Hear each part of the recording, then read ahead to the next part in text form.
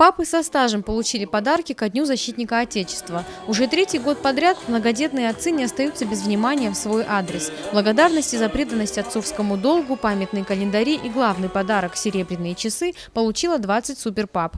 Чтобы поднять настроение, отцам предложили послушать веселые стихи и узнать в них себя. А еще некоторым пришлось ответить на каверзные вопросы ведущей вечера. Организаторами мероприятия выступила общественная организация «Объединение многодетных семей России». Подобные акции активно поддерживает председатель правительства республики Сергей Такоев.